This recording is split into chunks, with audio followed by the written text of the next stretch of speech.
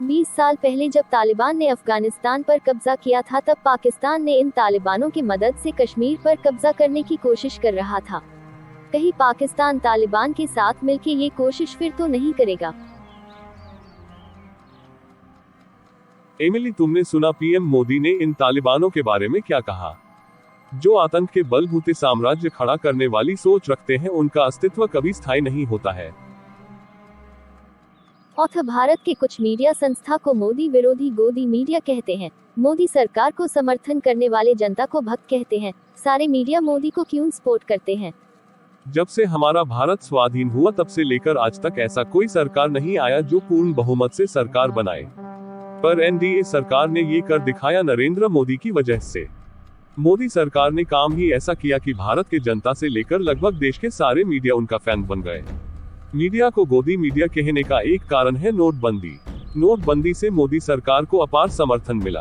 विपक्ष ने सरकार के इस कदम का घोर विरोध किया, पर राज्य के विधानसभा और उपचुनाव में जनता ने नोटबंदी के फैसले पर मोहर लगाई। इससे देश के जनता को थोड़ा बहुत परेशानी जरूर आया, पर जनता को पता था कि इससे करप्शन में ब्रेक लगेगा। 3 तलाक को लेकर मोदी सरकार ने जो कानून लाए, इससे भी सारे देश से समर्थन मिला।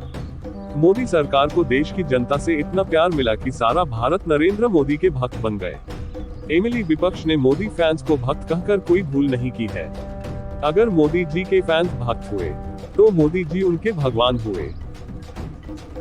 मोदी जी का काम ही ऐसा था कि विपक्ष भी उन्हें भक्त का भगवान मानते थे।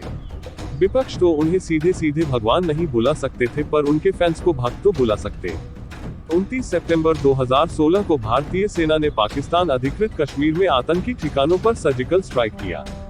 इससे मोदी सरकार को अपार सफलता के साथ साथ अपार समर्थन भी मिला। जनता से लेकर सारे मीडिया मोदी सरकार का मुरीद बन गए। मोदी जी के काम ही ऐसा था कि सारा भारत उनका भक्त बन गया। भगवान का भक्त बनने में बुराई क्या है? विपक्ष ने मोदी जी के चाहने वालों को भक्त कहकर कोई गलत नहीं किया है। अगर भक्त है तो फिर भगवान भी है।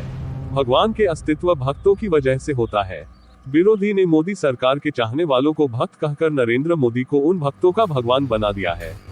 मोदी सरकार ने लोकसभा और विधानसभा के चुनाव एक साथ करने का सुझाव दिया था, जिससे सारे देश की जनता ने समर्थन किया था और मोदी जी की लोकप्रियता और भी बढ़ गया। अगर हम किसी को पप्पू कहेंगे तो इस नाम में थोड़ा बचपना और थोड़ा मनोरंजक की भाव आता है, पर किसी को भक्त कहने से इसमें किसी भगवान की भक्ति का भाव आता है। मोदी जी के चाहने वालों को भक्त का आख्या देके विरोधी दल ने कोई भूल नहीं की है। मोदी विरोधी ने जनता को अंधभक्त कहने का और एक कारण है योग।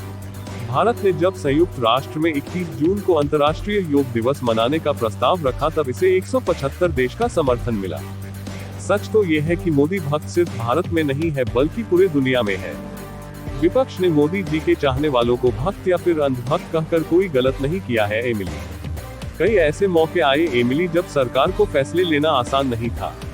विपक्ष को राजी करवाना सबसे बड़ी मुश्किल था, लेकिन अच्छी बात ये थी कि जनता ने उन्हें साथ दिया और देश में हुए कई विधानसभा चुनाव में मोदी सरकार को कामयाबी मिली। विपक्ष ने जिन लोगों को भक्त माना, उस भक्त का भगवान बनने में नरेंद्र मोदी की सालों का तपस्या किसी महापुरुष से कम नहीं था। भारत के इतिहास में नरेंद्र मोदी पहले ऐसे प्रधानमंत्री है जिसने पहाड़ों जंगल में कई साल सन्यासी की जीवन जिए हैं और घोर तपस्या के बाद आज वो देश के प्राइम मिनिस्टर बने। किसी भक्त का भगवान बनना इतना आसान नहीं है, इसके लिए सालों भर तपस्या करना पड़ता है। आज अगर विपक्ष ने इस भक्त की भगवान को विरोध करते हैं, इसका और एक कारण है स्वच्छ भारत मिशन। ये मिशन में देश की हर एक लोग अपने आप को समर्पित कर दिए, सिर्फ विपक्ष दल को छोड़कर। हर भक्त का भगवान होता है। भगवान है तो भक्त है, भक्त है तो भगवान है।